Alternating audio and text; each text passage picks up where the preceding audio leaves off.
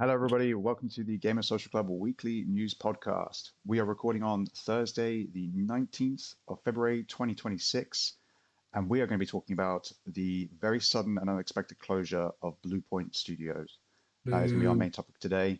But before we get to all of that, I am your host, as always, Harry Glyn Jones, aka Knavish Crayfish. And again, we are running a trio today. So joining me, I have, of course, our very own Steam Deck verified Mark, aka We Are Working the Hive. How you doing, my friend? I'm really good, thanks, Harry. I've had a really good couple of weeks of gaming, actually. I wasn't here for the podcast last week which was a girl pod takeover with you, but I survived. yeah, yeah, no, really good couple of weeks of gaming. So glad to chat about a few things with you guys this week. Absolutely, yeah. And of course, to round out the team, we have the greatest showman I know. Of course, it's Addy, aka Oh No, Not Addy. How you doing, my friend? Yes, I'm good, thank you. It feels like it's been a while. Yeah, yeah, it has been a Because few weeks, hasn't it? because it was my birthday, and then I turned 40, and I had to write it on a form today, and I'm like, oh god, now I actually feel 40 because I had to write it, actually to claim it. It's official. And then I was on holiday snowboarding in Switzerland, which was very nice. Lots of snow, and it was lots of exposure to the elements. Which I was ill last week, so I couldn't be on. So apart from that, absolutely fine. So yeah, been good. Fantastic. Well, yeah, I mean, and as Mark alluded to, we have all been quite busy here. Again, if you weren't aware from beforehand, we talked about it, but yeah, we're now on Metacritic here at Gaming Social Club, and so yeah, things are picking up. But yeah, of course, let's get into the rigmarole, shall we, before we get hit to the news, because we are just a few of the members of the Gamer Social Club, which is a website dedicated to covering gaming news, reviews, previews, interviews, guides, editorials, and frankly, anything else we can come up with, including some of our own ideas like the GSC Demo Disc, a monthly article that covers demos and things like that for you to check out, which will be returning this March. And of course, you can find all of that work over at our website at www.gamersocialclub.ca. The three things you need to know about us as a site and as a team. Number one, we are a grassroots and independent outlet. We are all, just is a operation funded by our own passion and love of video games. I wanted to share that with all of you. So yeah, we are in control of our own destiny here over at the GSC. Number two, we finish every game that we review. We will roll credits on a game before we give any of our thoughts, opinions, and scores. And if we can't do that, if it's a sports game or a racing title, then we will play as much of it as we humanly can before we share all of that with you. And third and finally, of course, we run all of our news through a rumor-free filter. So you know that any of the news that you're getting from us is factually correct at the time, and we will do our best to update it and correct anything that we do get wrong.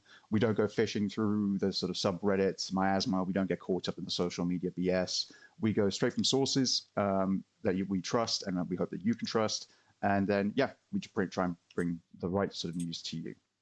Again, if you want to get more GSC stuff, come over and join the Gamer Social Club Discord, where we have a growing community of really fun, passionate gamers who want to just hang out, talk about their favorite games, enjoy community game nights. Occasionally, we have a giveaway or two. So yeah, if you're interested in something like that, consider joining.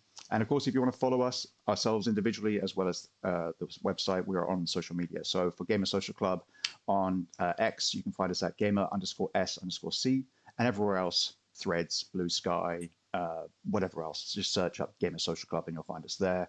Our own individual ones will all be down in the description below. And of course, yeah, if you enjoy today's episode, please leave a like. If you want to share any feedback with us, if any questions for us, drop a comment below. And if you want to see more content like the weekly news pod and our sister show that we mentioned earlier, Girl Pod, then yeah, consider subscribing to the channel. And yeah, with that out of the way, we will jump into our first section as always, which is what we have been playing. And it's been a lot. So I think, well, let's start with Adam, because again, as you said, you haven't been here for a while, man. So yeah, what have you been playing? Well, before I went on holiday, I was really knee deep in Final Fantasy VII Remake on Xbox because yay, it's on Xbox. Very, very much enjoying that. But since I've been back, I have been playing an awful lot and reviewing for the site Styx Blades of Greed, which is the third game in the Styx Saga series. I don't know if it's the end of the trilogy. Well, it is the end of a trilogy, but it's not. I don't know if it's the end of the series. That makes sense. And it's I've not played the first two. Well, that's a lie. I've played the first. I've played the first bit.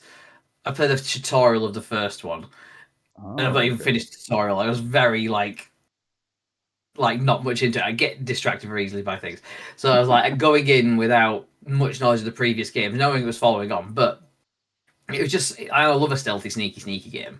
So like to creep around. I mentioned it in my review, but I love like Sniper Elite for the fact that you just get plonked in a big open world and you can just here you go. You've got some tools. Off you go. Kill the Nazis. Skulk around, save the world. Jobs are good and home in time for tea and crumpets. And so that's got a very similar vibe in Blades of Greed. You've got these kind of 3 key areas that you go to. As part of the game, and you visit them multiple times, and it's like a section of the level, and you can just take it how you want to. It's not like linear or anything. It's not just like room after room, and you have to figure out how to get through that room. Because I reloaded the first one, and I had a quick go on it before this evening, and it's like, oh yeah, at least in the tutorial, it's like corridor, get through the corridor. Okay, it's a big room. How do you manage this? And like in the new one, it's much more open in that regard, and then you go back to your airship, and then you then another part opens up in the next act and stuff like that. But the crux of it is that Styx is searching for quartz. Quartz is like it's kind of like Mako from Final Fantasy VII. It's like it's the life force of the earth, and it's humans are trying to use it for ill-gotten gains and all that sort of stuff. So what Styx can do, because he's an amber creature, which I assume means he's full of amber, because the game doesn't do a very good job of explaining the backstory. It's kind of like it's a proper sequel, as in if you've played the first two, you'll know exactly where you are. Mm-hmm. If you haven't, you're piecing it together a little bit. And I'm like, because they talk about an amber creature, but they don't explain anything else about it. So like, is it infused with amber? What's amber? Where's it from? Who knows? I mean, I could have looked it up. But like, it's the point of the game could have told me as well. Do you know what I mean? Yeah, it'd be nice if they'd taken the opportunity to share that with you. Yeah. Yeah, but it's sort of what's meant to imply like how he's able to do his ability. Yeah. That's kind of the thing, isn't it? Yeah, so Styx is able to absorb quartz internally, and then it doesn't kill him like it would a normal mortal. And then he can use that to do like extra powers, like mind control enemies, or like slow down time, or like come like super good at dodging in like combat and stuff like that, which is super important because the combat is shit.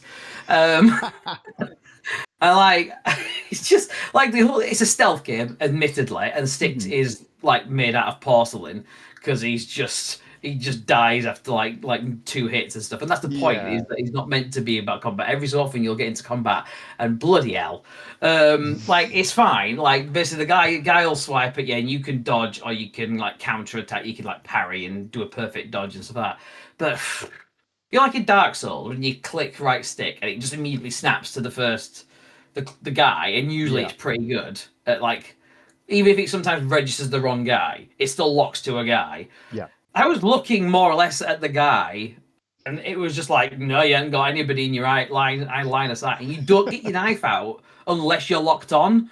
So like, this guy's just bearing down because the camera's a bit finicky sometimes. Like a guy bore down on me, I was staring into his crotch, and it still wasn't locking on.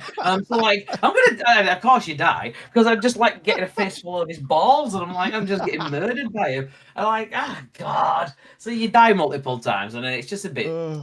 Yeah, and every so often, like, an enemy glitch out and become invincible. And, like, I was just swiping at him, and he's just like, yeah, fuck you. You can still do the perfect dodge and then get him that way, but it's just like, what's going on? So it was a bit buggy in places. But it was still good fun, though. It's still, like, super cool sandbox. You get loads of tools and traps, and melting a guy with an acid trap is super fun. Like, you've got these big, massive orcs later on in the thing, and they're meandering around. They would just murder you with their, like, warhammer. And you just throw an acid trap down and just sit in a bush waiting for him. And he just just dissolves. It's like, yeah, that's cool. I also like vomiting on. So he literally poisons food and drink by vomiting on it. And then the enemies will be like, nom, nom, nom, nom, nom, nom. didn't die. It's like all that sort of stuff. You're just sneakily hiding in the rafters, waiting to drop a chandelier on folk. And there's loads of stuff you can do in that regard, and like hide bodies and stuff like that. So it's super cool in that regard. It's just a bit rough around the edges in places. Like there was spelling mistakes in some of the text. Or the subtitles didn't line up with the audio, which is not a big deal. They're more or less saying the same thing, but you do notice it when he's like, he says piss off, and it doesn't say piss off in the thing. Like, what are you doing? But then later on, it'll actually write the word. Like, oh, maybe they're censoring it because it's swearing, and then they'll say like, "Fuck off, you wanker." Later on, I'm like, all right, whatever. So yeah, and then at one point, a quest came up, and like your objectives at the top of the screen, and it was just a file name. Like the underscores and the forward slashes and stuff like that. You're like, man, the QA is missing on this one. Yeah. That's the thing, though. That studio, I think, is it Spiders? Is the studio behind it? I think. No, Cyanide. Cyanide, sorry. Yes, Cyanide again. I've played the previous two. Going to get around to obviously Blades of Greed eventually, but like they've all kind of had that same level of kind of a bit of like roughness to the edges and stuff like that. Things not quite working always as 100% as they should do, and things like that. But like you said, always a fun kind of relatively expansive immersive sim stealth game, which is cool. But what I wanted to really quickly ask you, because you already mentioned it earlier with the airship, because that's kind of one of the biggest changes. Because I've played the first two, at least I finished the first one. I think I got pretty close to the end on the second one, but neither one of those has anything really like that. It's much more, your progression just through the world that you're in, and just picking up the story beats as you go. But with this, obviously, you're kind of given this airship with your own crew, and you're able to kind of go to different parts and stuff like that. How much would you say that you would feel like? I know you say you haven't really played the previous ones, but do you feel like this kind of is open in a way that people will enjoy, or is this more just like a kind of, is it that sort of phony, like, oh, here's the openness of the game, but you can only pick from like very specific things you can do, despite the fact we're showing you all of this other stuff? Yeah, the airship is more like your base that you go back to in between levels type thing, and the open world, it's like semi-open world in that you can handle each section as however way you want, and you can explore. There's no like route, and you can choose to, and there's a lot of verticality to it as well, so there's lots of up and down and like really high up and stuff like that. But I was like, because I didn't know early on, I didn't know that it was like, this section unlocks after the next act sort of thing, and it doesn't tell you anything like that. So I was trying to, I spent a good long while trying to get into the next area that I couldn't get into because you unlock it later on. And there was another area I got into, an area that I shouldn't have gone to yet, and there was nothing there. It was like the level was there, but there's no enemies, there was no items. It was just sparse. I'm like, I don't think I'm meant to be here yet. Like there's no way to know what that is, because obviously if they start putting walls in, it's like, well, it's kind of like, I kind of was in two minds of like, that's good or bad. I mean, there probably should be stuff there, but it feels like, when you in a game where you venture into the wrong area and it's too high level for you and you get absolutely murdered, it should be more like that rather than there's nothing here, nobody lives here, we haven't populated, the enemy isn't here, it's fine, don't pay any attention. But yeah, so the airship stuff though it's cool because you'll do like each act is like you'll go to the three areas. There's the wall, which is like where the Inquisition, the enemies' bases are, and then there's the Turquoise Dawn where it's kind of more urban, rural, it's more green jungly type thing. Right. And there's loads of roaches and there's refugee orcs and stuff like that. And then there's the third area, which is the area from the first game, as I've just opened up the first game this afternoon, and it's where the World Tree is, or was, and it's like Akanash, I think it's called. So you go back there as well. But again, there's a point in the game where Styx is hiding in the rafters, and he spots a character from a previous game, and he goes, "Oh my god, what are they doing here?"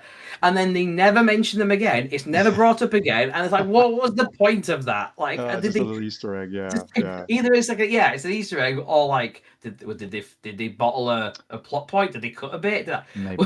Just like, okay, but they even explain who it was or why it was important. Just like, this person's here. Like, okay, I get you. Okay, I guess.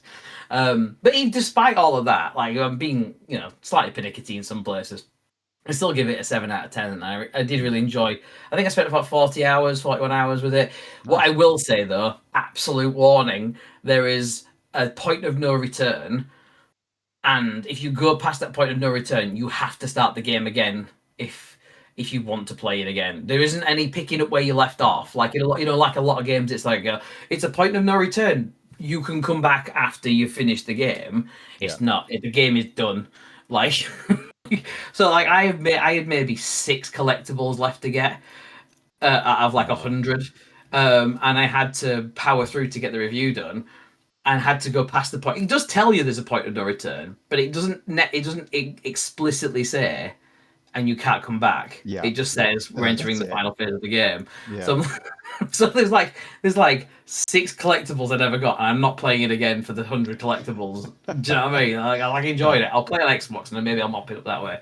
But because I reviewed OG Fallout 3, like when that game first came out, when you hit the end game, that was it. Yeah. You had to restart until they patched it. But hopefully they'll do the same for 6 then. Yeah, but it's 2026, 2026. And it's like, what are we doing? Like, come on, quality of life. Let's up his game a little bit. But it's good fun. That I do like it. And Sticks was really interesting actually, because he just comes across as this smarmy kind of, aloof character, surly. He steals things and nobody likes me and I'm okay with it, sort of thing. And every so often there's these little snippets of him where he'll just say something, maybe a little under his breath with his crew, and he's like, I don't know, I think he's a bit more. He's got feelings, and he feels. And there's some really good, there's some nice moments in it as well, but that fits the tone of the character and stuff like that. Apart from a really random bit towards the end of Act 4 that proper derailed it in terms of the end of Act 4, you're bearing down on one of the big enemies, and it's like, oh, we're just gonna take a trip down memory lane, and it's a really slow, interactive flashback where you look at you play as Orc, a version of Orc Sticks, before he became the Goblin, whatever, and he was being a shaman, and he's not crumpled over and hunched and stuff like that, and you just walk. It's a really slow walking through it, and then Sticks has to go tread the same path, and he's just meandering and commenting. It's just what are you doing? Oh, I can't tell how breaking your momentum. But no, it was really good. I did really enjoy it. It's worth playing, definitely. Yeah. If you like a sneaky, stealthy, stabby, the killing is very satisfying. I'm not gonna lie. I think Sticks as a series is very much a sort of a 7 out of 10 series. So it doesn't surprise me that that's the score you kind of gave it, and it feels about right. And I think they're good. They're a good 7 out of 10 game. You'll have fun. There's some cool moments in between, in between each level. That's what I was going to say before. Is where you'll finish you'll collect all of the quartz of the act, as it were, and then you'll go back to the airship, and then something will happen in between. You'll go to an off-area bit, or you'll have a fight in the air. The Inquisition Zeppelin will bear down on you. You've got to get across to it and take them all out and stuff like that. And that sort of stuff's cool. It breaks it up a bit. So they've expanded it a lot. It does sound like it, yeah. And from press releases we were reading about it, but it was leading up to this release, it definitely sounded like they were pushing in some big directions to make it different from the previous ones, but still obviously the same type of game, which is very cool. Yeah. Right. Mark, I know you've been busy as well, buddy. What have you been playing? I've been really busy, Harry. The first thing just to quickly mention, I finished Tell Me Why this evening, which is a Life is Strange like. And fantastic. Thoroughly enjoyed that. Really, really good time. So very much getting myself ready for the Life is Strange reunion finale of Max and Chloe. So getting all those in before that. But yeah, that's been really good. But the main game I've been playing for the site for the last couple of weeks has been Cresol Theatre of Idols, which has been really been really quite big, I think, actually. I think before the game came out, there was well over 100,000 people wishlisted on Steam, so there's a lot of hype for it. Yes. But what it is a Resident Evil Biohazard / Village-like, mixed with, I would say, a dashing of BioShock and a sprinkling of Liza P's World, which throw that all together, that's a pretty tasty cocktail. Yeah. And if you were to describe it as this game, it would definitely be a Bloody Mary, because this game is full of blood. It's a very bloodthirsty game. And I'll say a little bit more about that in a moment, because that's very much part of the game's economy. But yeah, if you've played things like Resident Evil Village, Resident Evil Biohazard, you all kind of like the slow, methodical FPS shooter, semi-linear world. The game completely steals a Resident Evil type map, so red locations not yet explored, blue locations fully explored. there's definitely taking a lot of elements from the modern Resident Evils. Yeah. But that's not to say this is a complete rip-off or a poor man's version, particularly with Requiem coming out in, just over a week now. But I had such a good time with this game. It was absolutely great. Aside from a glitch which I experienced during my review period, which held me up for about 48 hours. Aside from that it was an absolutely great time. The world that they've created here for like a double A 10, 12-hour shooter was absolutely sublime. Every single location was unique, was really well thought out. The enemies that are always creeping around were really eerie, really sadistic, and quite satisfying to blow their various statue-like limbs off. It was very very fun to do so. The story basically is you play as a guy called Captain Gabriel, and I'm going to forget his surname from my review. But he's part of like his mind's been taken over a bit by like a religious cult, and he's been dispatched to an evil version of Spain called Hispania, and onto an island in that location. And whilst he's there, he gets confronted by a big kind of mechanical robot, which is very of a Big Daddy ilk, which kind of stalks you around the game, and it's forever like a shadow that follows you, and very eerie. When it gets up in your face, it is rather terrifying. So there's definitely a lot of horror elements in here too. But it's probably a little bit more action than Resident Evil.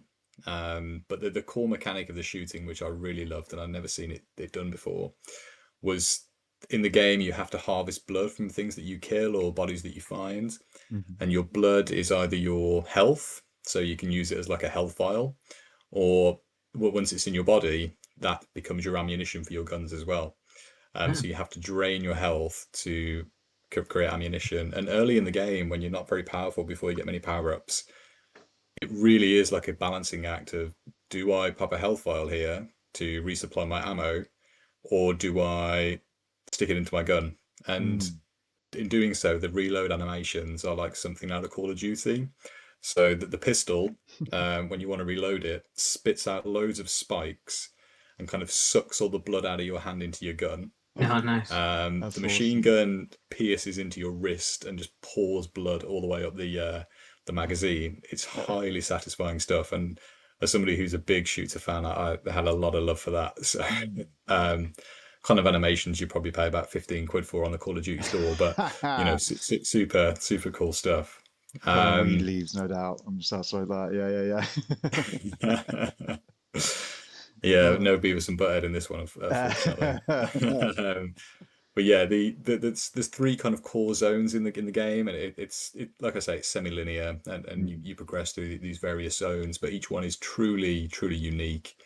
And honestly, this ahead of Requiem, I was thinking, that this is not going to have the juice. I thought, it'd be a way to pass over the period until it comes out, but they really knock this out of the park.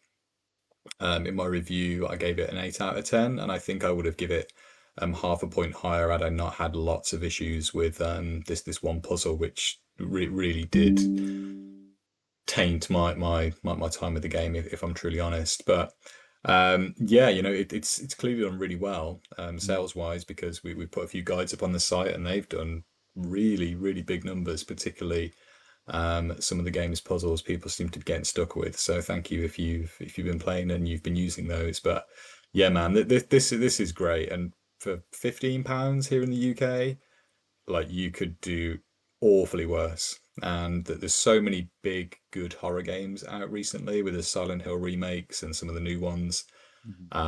Chronos, which I really need to get to, but this really stands out. It's something unique, something different.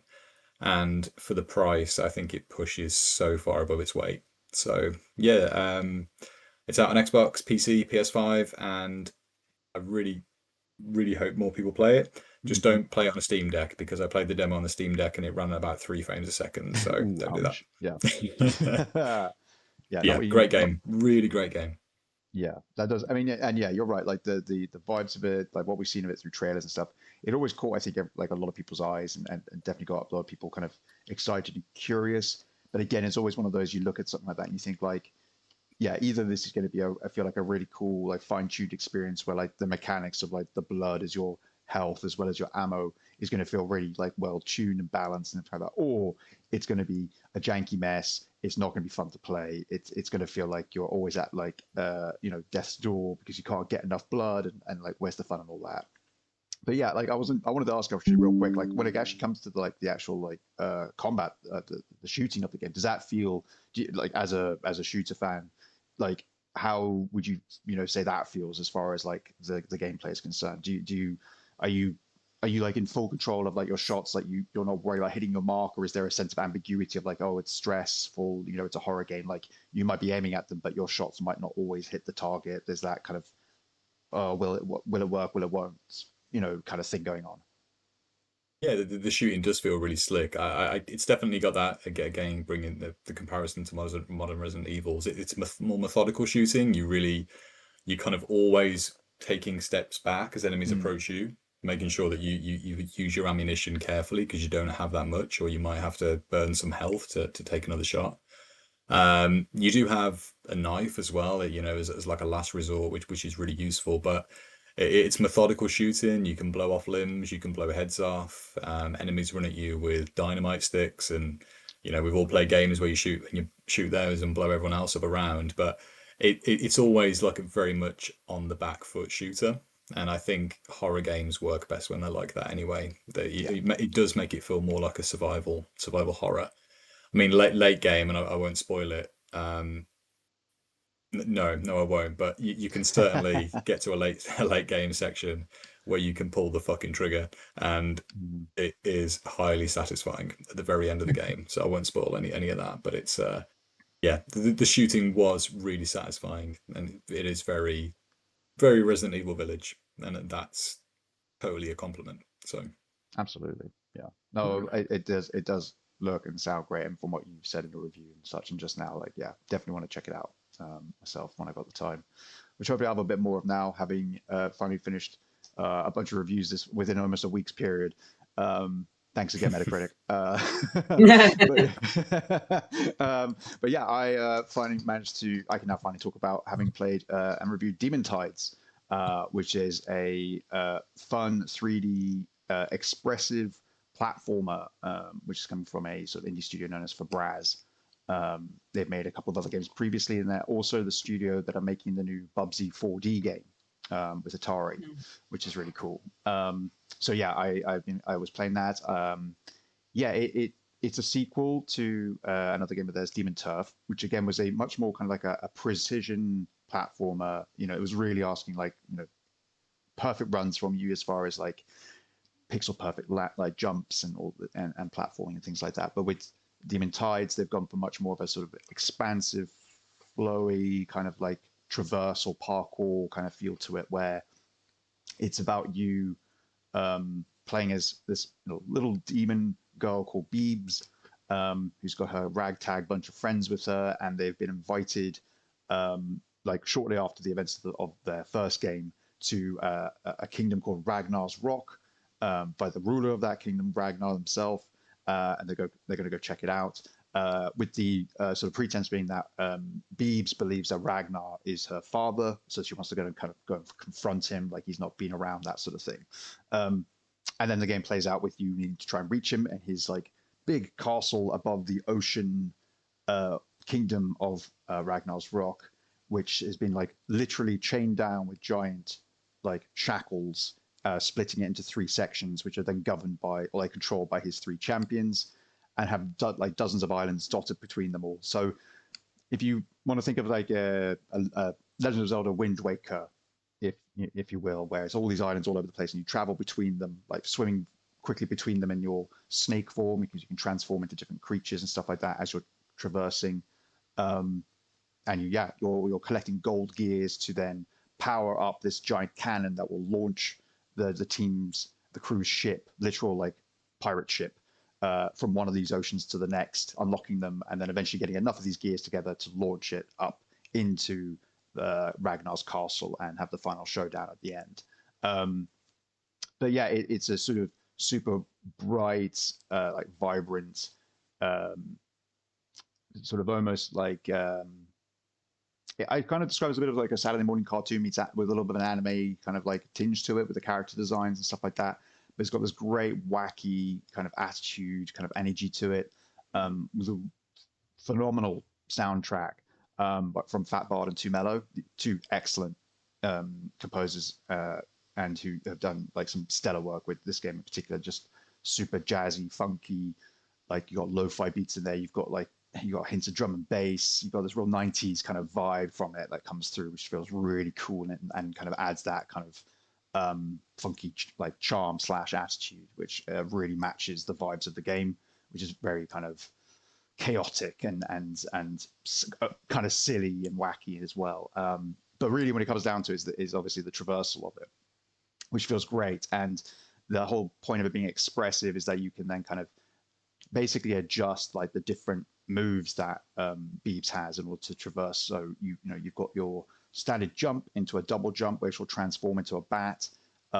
She'll then have like a sort of just kind of like a gliding spin move where she transforms into this weird like cyclops looking kind of eye totem or something like that. It's a very odd looking design.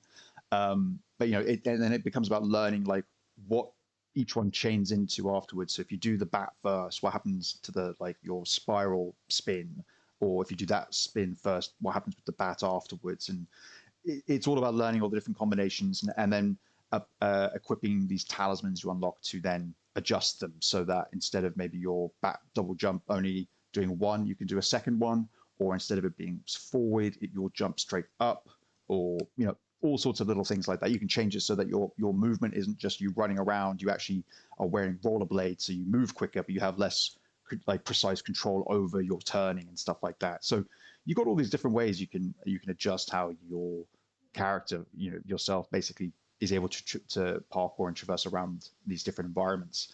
Some of which are like giant skyscraper-like structures to climb up. Others which are like little islands that hide like deep tunnels or like mines and stuff to go through.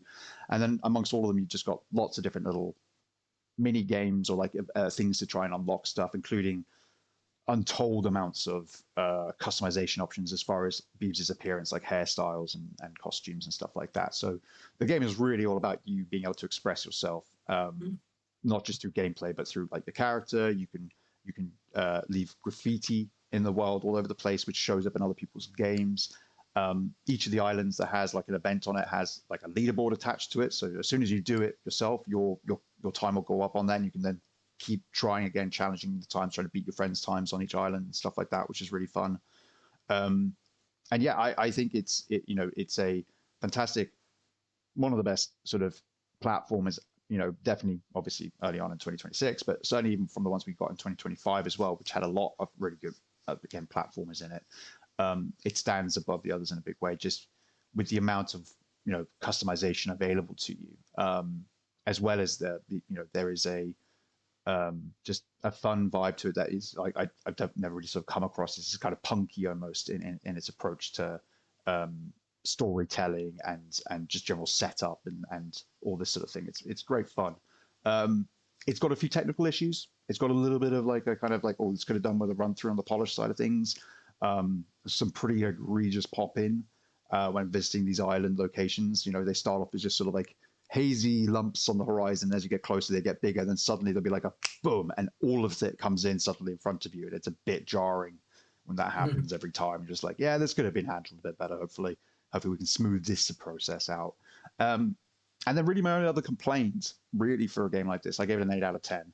I had a fantastic time with it for about, I think it was like 14 hours or something like that.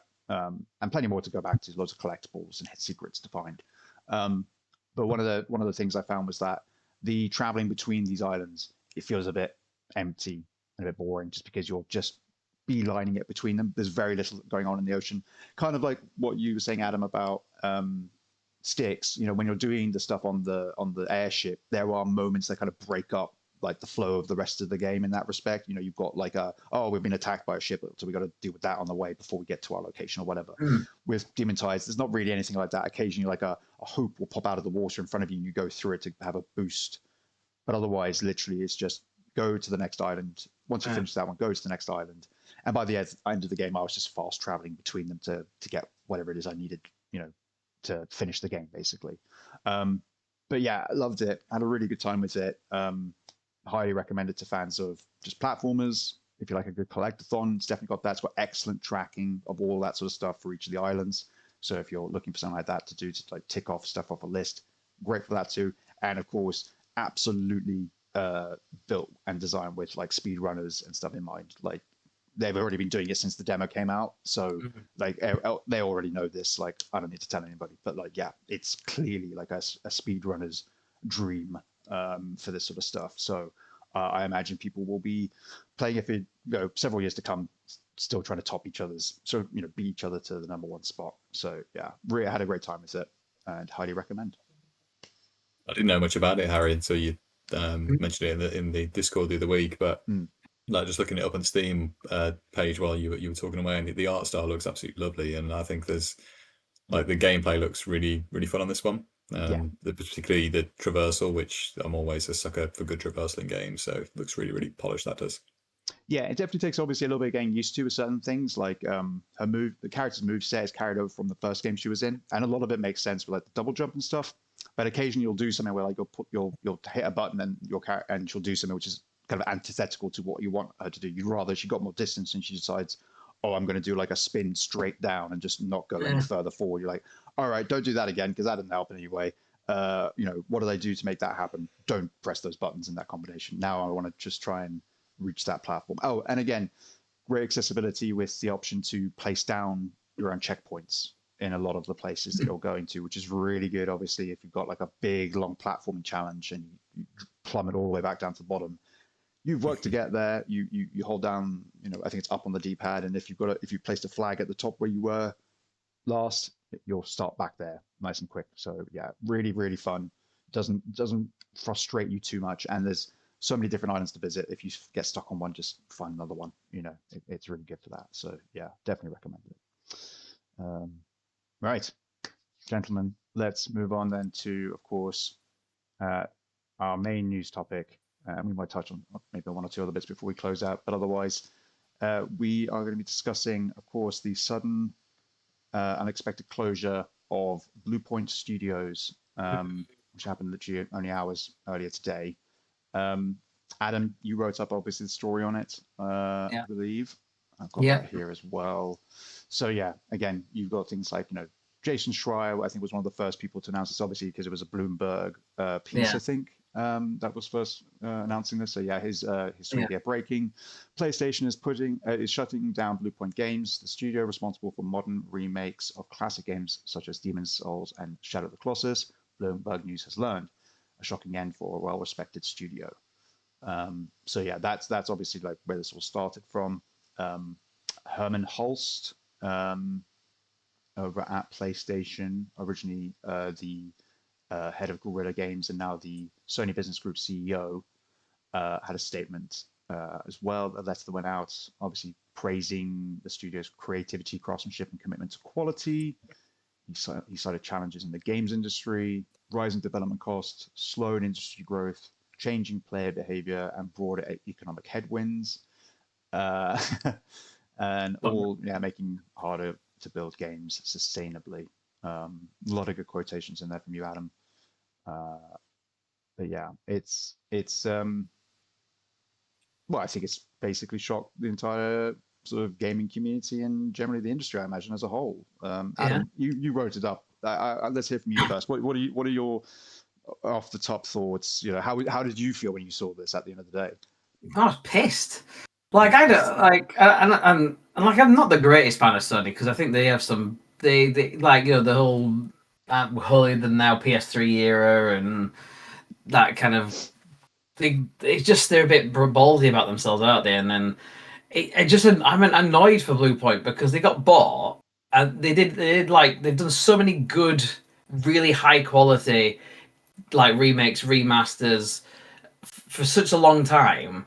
They were founded in 2006, and they just worked as a studio. They got, like Jason Schreier said, well-respected studio. They don't think they've missed in terms of what they've done, and then they get bought after releasing Demon's Souls for PS5, launch title, very well received, excellent title, brilliant remaster of the game, and they've done nothing. They've not done nothing, but they hadn't released anything in the 5 years that they've been owned by Sony, because they were, whether they were given it, they picked it up, we don't know, but they were working on a God of War live service title, which I think could have been Ace, which we talked about on a previous podcast. I think that the potential there, just because it's got the word live service attached to it, doesn't mean it would be shit. But it was part of the whole, we're building 12 live service games because that's where the money is.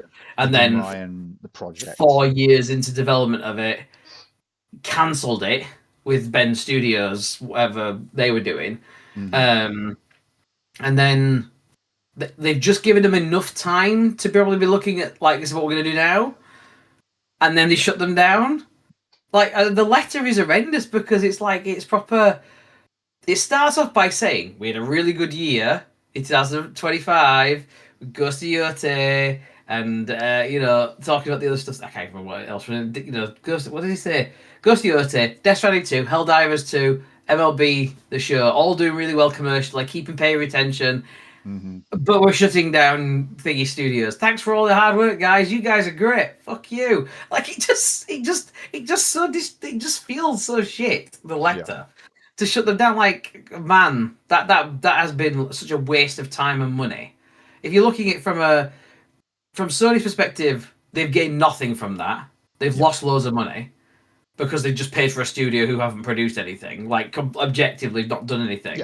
Because they chose to cancel their title, and they're not giving them any option. So they've paid for a team to fuck about and not fuck about, but do you know what I mean? They've done nothing for 5 years, and they'll be. And I feel so much for the staff, because they'll have worked really hard on the God of War thing. And I think I said at the time, I felt from them, because, like, imagine putting 4.5 years into something or whatever it was, and then having it scrapped. Like, no one's ever going to see that. Like, oh, thanks, guys. And then they just like, well, we're excited for the next project, maybe. And then, we've all lost his jobs. Fantastic. It's just shit. Like, shut the boy. Terrible leadership decisions have led to this. And also, as I sarkily put at the bottom of my article, they just announced earlier this month a 7.2. They're projected to have $7.2 billion of profit this fiscal year. Fuck them. Like, do you know what I mean? Absolutely. Oh no, it's so hard at the moment to be a business with all our profits. Fuck you and your small wages. Like, just absolutely nonsense. It really annoyed me. Fuck them. Yeah, it annoys me. The toning of it, like the timing of it, everything like that, it's only days after the state of play and things like that. It all just, it smacks of a lot of sort of ick to it as well as how it was all handled. I don't like. Yes, we know that there's development issues. Like, we know that the this is AI's fault, because everyone's buying all of the fucking And then, like, everyone's buying loads of, all of the fucking AI knobheads are buying all of the RAM and all of the memory. So there's no stock for that sort of thing. So it's driving prices up. And that is affecting all of these other companies who basically take it out on all the peons that work for them. And then, and like, either they work for them or that buy their products, either by putting the prices up, making things worse, or, building AI into everything. Like, I'm fairly sure my dishwasher doesn't need fucking AI. It doesn't. I don't have one of them. I'm just saying, I'm sure there's a dishwasher with AI somewhere. But, like, do you know what I mean? This is bollocks. What does economic headwinds mean? Fuck you and your corporate bollocks. I swear to God. It's almost just as you say, like jargon words. But Mark. Again, I know you're not someone who's necessarily played a lot of the Bluepoint stuff. Not necessarily in the PlayStation camp, or as it were. But like, how do you see something like this? And again, like Xbox, as we know, last year, we can point to immediately and go like, hell, what happened with the Initiative and Perfect Dark and Everwild, and they went through that whole kind of like kind of basically torch the fields a little bit over there, to try and deal with some situations, and not to anybody's happy positive response or anything like that. But yeah, do you kind of see this as not maybe on the same level, but like how do you view like the handling of this, and whether or not Bluepoint has been given like the fair shake up, within the sort of 4 to 5 years they had with PlayStation. Oh, Need to find the mute button. there you go. Being slightly brutal here, you've got to wonder if you are a studio and you've had best part of 6 years now since your last product was put out. How long do you really need? And there's talk that Bluepoint worked on a live service God of War title. I mean, the say about headwinds, I think they probably learned from the community that a God of War live service title was not really what people wanted anyway. I think that's a headwind in itself. But you've got to wonder if you need 6 years to get through various stages of pitching products to Sony, which Harry, you were explaining to me that's seemingly what they were doing, and getting things out the door. Like, I mean, development times are going through the roof now anyway. We all know that for any studio. But 6 years is, you've got to imagine, for Sony or Microsoft, whoever, entirely unacceptable. That is such a long time. And not to kind of put them in the bucket of just making remakes, but I mean that's pretty much their track record, apart from support for other titles. If there is enough of a back catalogue of quality games that people would love to see remade, I'm thinking Jak and Daxter, some of the old classic Ratchet and Clanks. These are things that PlayStation fans want redone. There is enough to dip in that surely, as a remake with the content and kind of much of the core and the cornerstone of what the game is there. I don't think it's very acceptable to not have something put out in 6 years. As if you look at the timescales, I mean, I'm sure there was some crossover in the projects they were working on. If they put out Shadow of Colossus, which I think is a shit game, I'm very unique in that camp. I know a lot of people love it. And then they put that out in 2018, and then Demon Souls in 2020. That's pretty tight, And I think if you're working with remake and pre-produced story, game worlds, content, even though with a fresh lick of paint, but 2 years I think is fair. But 6 years with nothing, particularly for remaking games that pre-exist, I'm not surprised, frankly.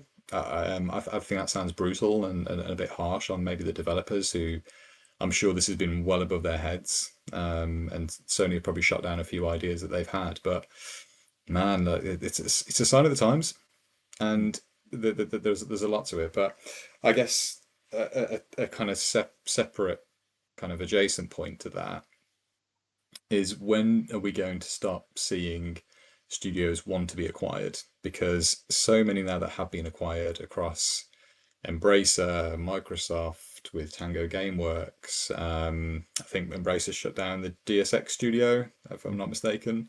And we know far too many studios have gone in the last 2 years. But what looked like a safety net in difficult economic times for studios to be acquired by big publishers now must just look like an awfully bad decision. So you just got to wonder, where studios are going to go in that conundrum. We were talking about on the podcast a couple of weeks ago, Obsidian having difficulties with a couple of their big releases, but it seems Microsoft have wrapped them up in cotton wool a little bit, and maybe will let them survive. But big studios, big publishers, big profits to make. The tit runs dry of goodwill eventually. Yeah, you're absolutely right. Yeah, and again, to your point about the sort of the back catalog and stuff like that. And again, as with all of this, we don't have any real understanding of people's wants, as it were, when it comes to like Bluepoint, the team. Like, what were they interested in doing? What were they happy to do? What were the things that they were pitching after the live service God of War game was then cancelled? Stuff like that. Were they suggesting a Ratchet and Clank remake? Were they mentioning Bloodborne, the one that nearly everybody has always been asking for? And surely, I think for a lot of us, feels like a kind of golden ticket. Like that almost feels like a slam dunk at that point. But we don't know if the Bluepoint team were interested in doing something like that. And again, we don't know what Sony and PlayStation's attitude is towards that. They've really not said a great deal about that game, despite it having its I think it was its 10 or 15 year anniversary last year, or the year before, I think, something like that. 10 years maybe, I can't remember exactly. Adam, you got your hand up, sorry, man. What do you want to say? Just because I remember them saying, I remember seeing it, and I've just looked it up. They did say so a couple of years ago their next title they were working on an original title. Because it was just, which is at the time it was like, well, it's quite rare for a remaster studio to be doing something that wasn't a remaster or a remake, I think. Yeah. So it sounds like they're doing a couple of things, because we knew about the God of War thing, but in my head, God of War Live Service isn't an original title, is it? Because it's God of War.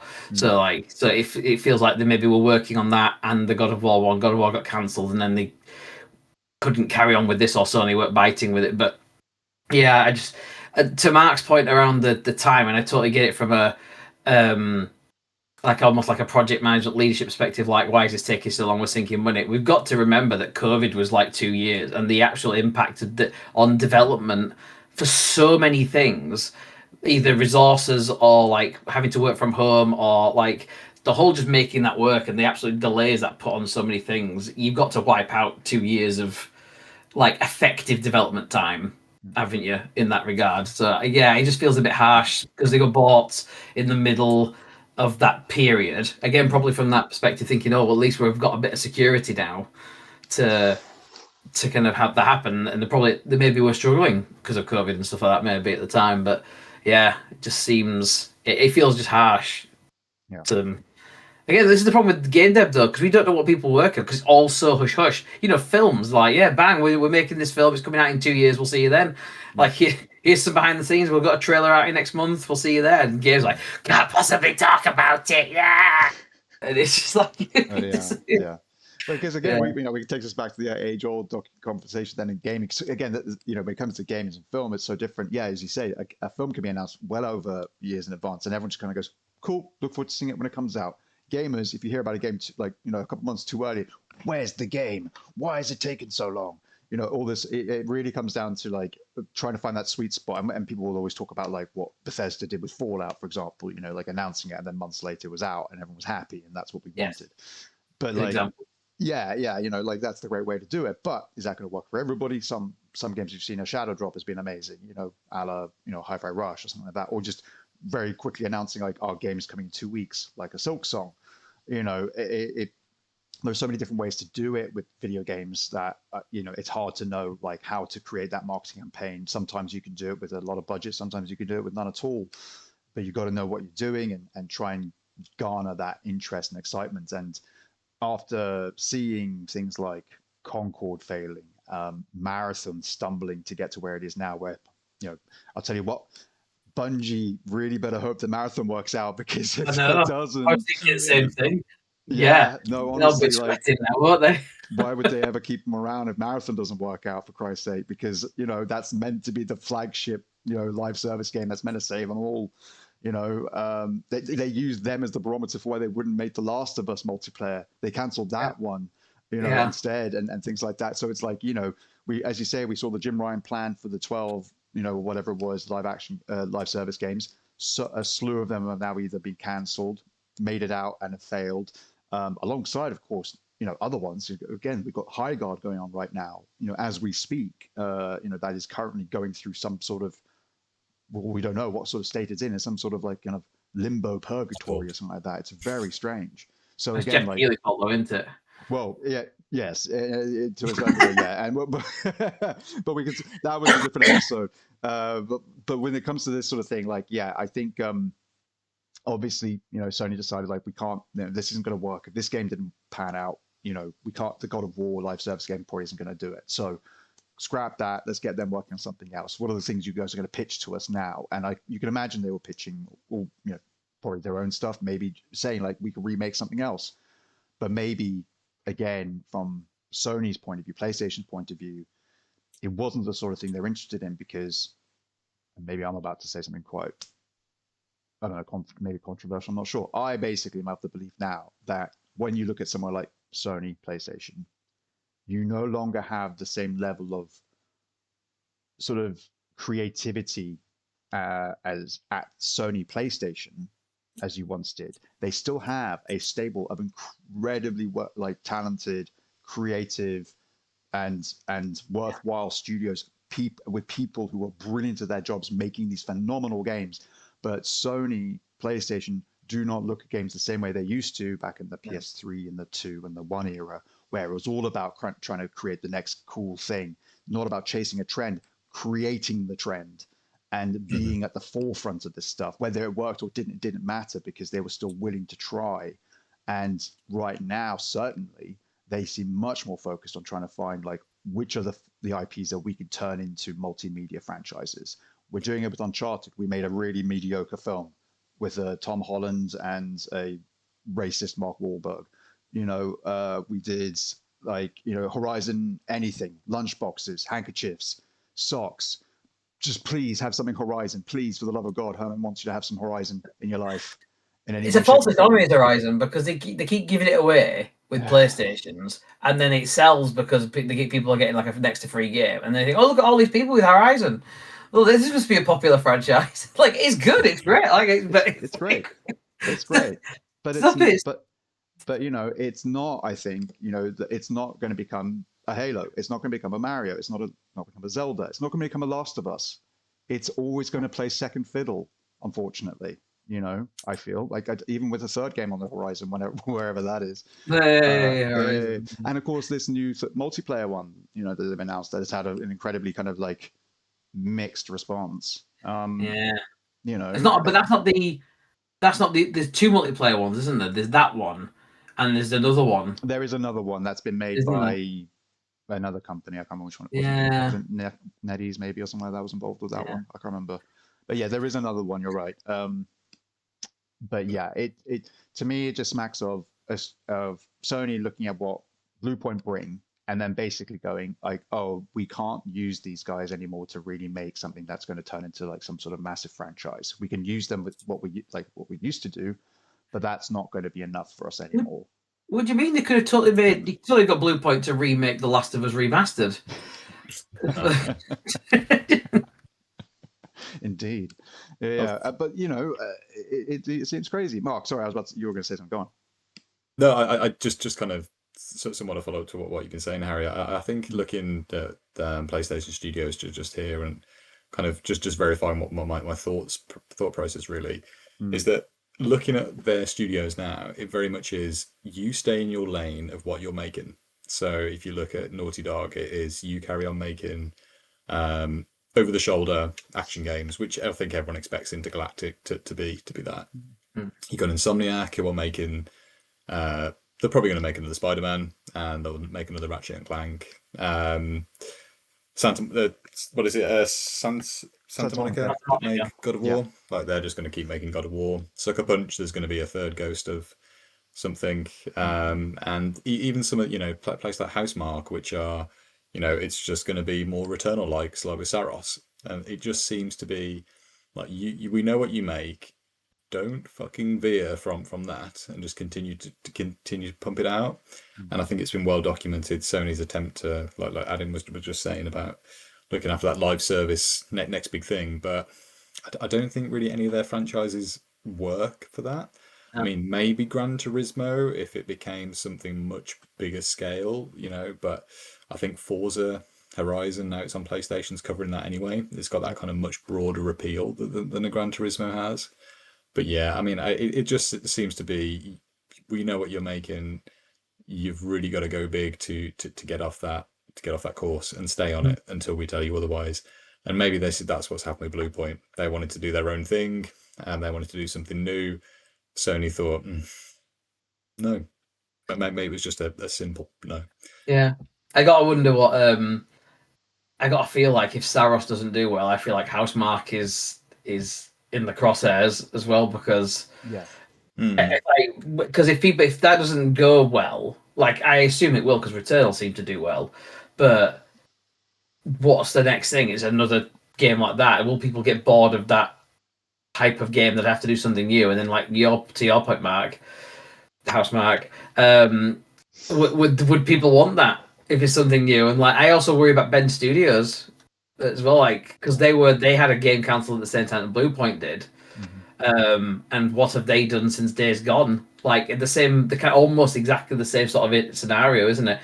Days Gone, they did the remaster bit thingy. They've been working on a live service title, got it cancelled. What have they been doing? What have they been doing in the last however many years? Like, it feels like them, Bungie, and Housemarque. I don't know about Housemarque as much, but it almost feels like the ones that I felt like this for Ninja Theory at the end after Hellblade 2 released. It was the end of the project. So that if you're going to shut a studio down, the best time to do it is probably at the end of a project before they start on the next thing, so you're not burning resource, right? Mm-hmm. So like, are they now? If there's more downscaling to come, could they be in the crosshairs? Yeah.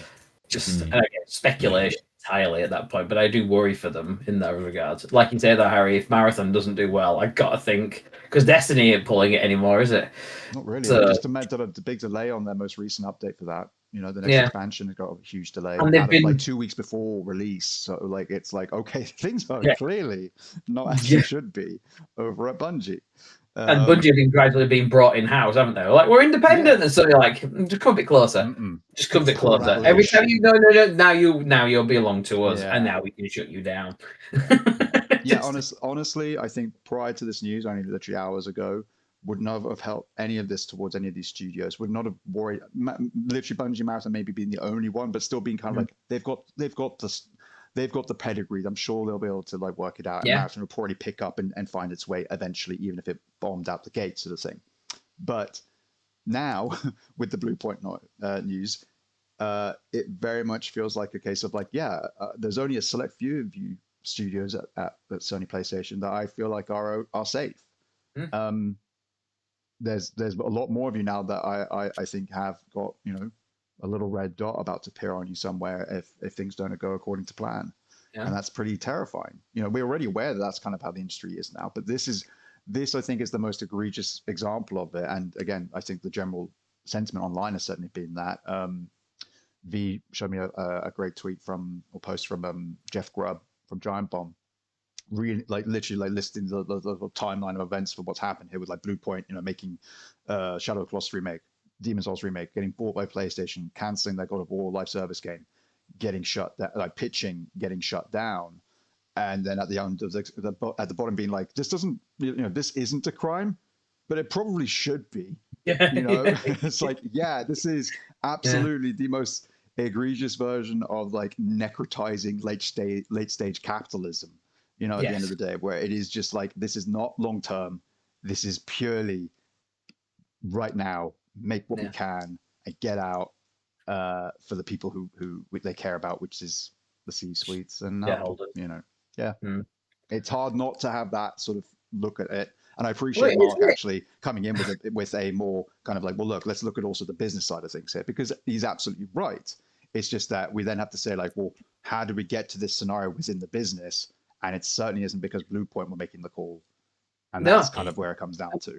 And we don't know how far along that God of War live service was. It could have been nearly finished, and it could have been purely pulled because Concord failed, and then they got cold feet around live service and just shut them all like down because like, no, that won't work. That can't possibly work. Like we don't even know what's going on with Haven Studios and Fair Games. Yeah. We've still got that somewhere. Yeah. But there's been a precedent this year of a game being basically finished, even if it wasn't going to be very good, and just being cancelled, like with the Prince of Persia remake. Like what? Like, just release it at that point, right? just 100%. Oh God. Well, look, does anyone have any like closing thoughts on this at the end of the day? I wondered if there's a scenario like with Tango Gameworks where someone might offer to take them on.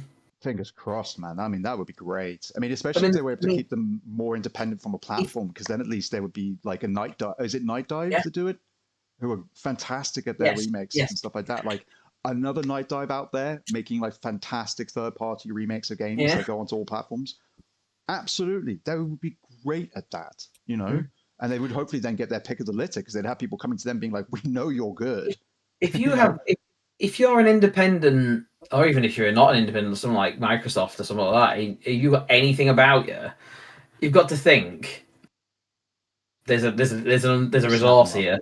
Could they bring to life? Because if especially like with Microsoft, who've got like dormant franchises and stuff, they could say, could they be bringing something back for us?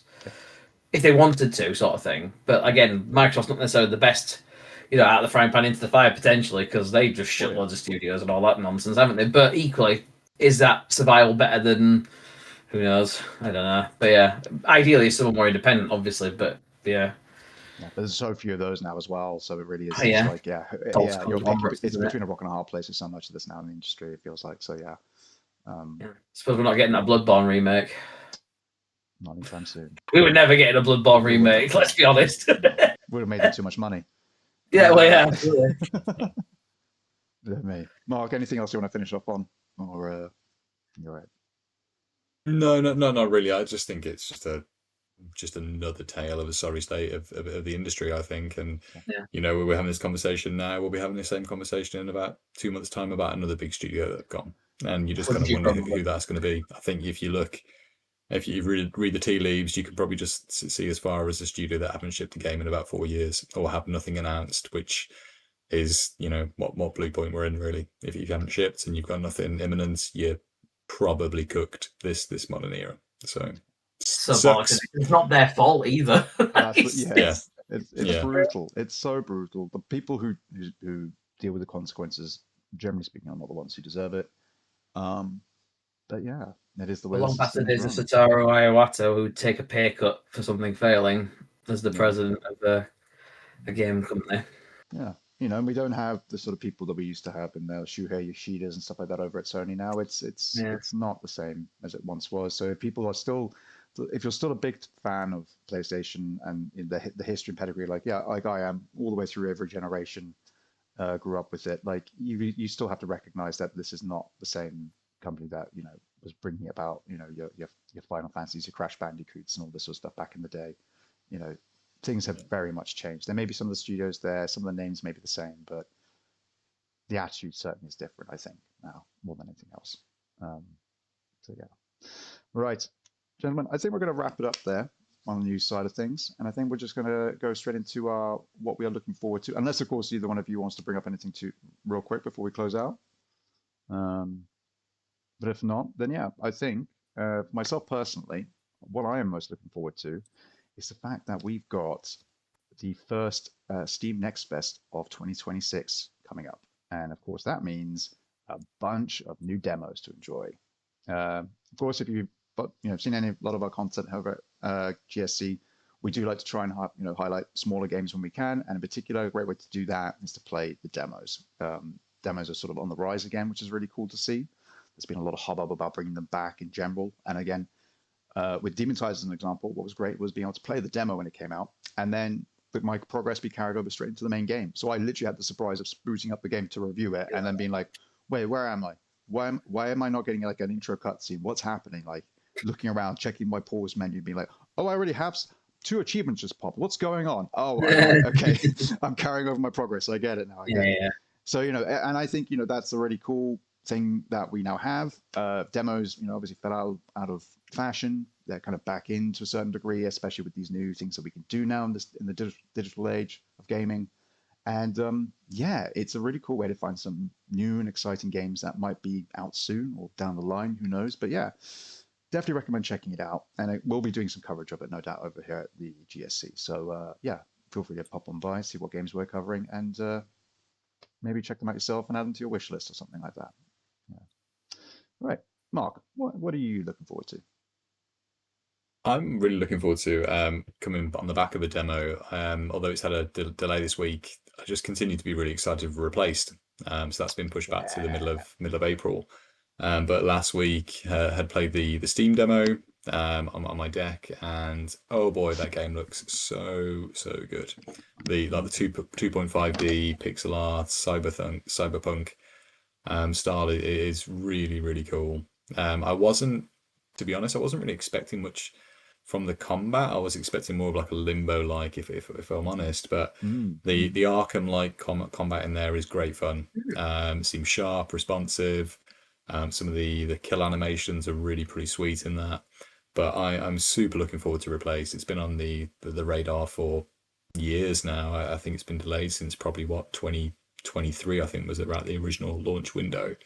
But yeah, it's getting another month for polish, but everyone do go and check out the demo that's on Steam. You haven't got to wait for Steam Next Fest, and yeah, that's coming to PC and Xbox and Game Pass in just under a couple of months now. So really, really recommend that, guys. Great 20-minute demo.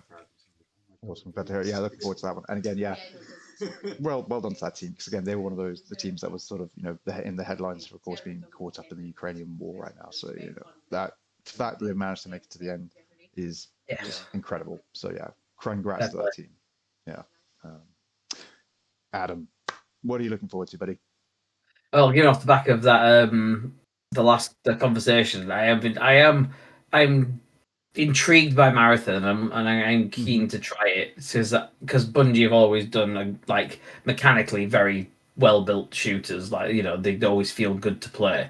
Absolutely. So I'm hoping with the cool aesthetic that's not stolen off the creator, they're gonna. The game is doomed, isn't it? I hope it does okay. But the other game I'm looking forward to that comes out the week later, and they just had a demo drop on PC, is that Ex Voto, the 1348 Ex Voto. That's right. Which is like a really intriguing kind of action adventure type one with terrible haircuts. And it just looks intriguing. It's got Jennifer English as one of the characters in it, obviously from Expedition 33 fame. So I'm going to try and have a go on that and look forward to that, hopefully. It'll be good. Yeah, does look good, definitely. And yeah, Jennifer English in it, that's going to mean something. I mean, she was Expedition 33, she was Baldur's Gate 3, you know? Yeah. Can it be 3 for 3? Could this be 2026's game of the year? Who knows? Who knows? But yeah, excellent. Well, look, thank you very much, both of you, for joining me today for this episode. This has been good fun. And of course, thank you to all of you for listening or watching. I really appreciate it. If you've enjoyed today's episode, please do leave a like. If you've got any questions for us or any feedback, any thoughts about what we've said, have we said something really clever and you want to, you know, point that out and say like, hey, well done for saying that, then you know, please, we'd love to hear that. And again, if you've enjoyed this content and want more of it, please click that subscribe button and check out all of our written content over on the website. We've got a bunch of reviews out already. As we've already mentioned, we've got Demon Tides, we've got Styx, Blades of Greed, we've got Crystal, Theatre of Idols, we've also got God of War, Sons of Sparta, the new little Metroidvania God of War game that was shown off at the State of Play. We've got a review for Under the Island, we've got one for Clue, Murder by Death, High on Life 2, Disciples, Domination, loads and loads of stuff to check out there. So yeah, and again, loads of guides as well. Very proud of the team. They've been knocking it out on the guides front. There's a load of good stuff there for you guys to check out. So please do, if you're looking for any of that sort of thing. But yeah, that is going to end our episode for this week. So thank you again to you two and to everybody for watching, listening. Be good to yourselves, be good to each other, play some great games, and we will see you next time. Bye-bye.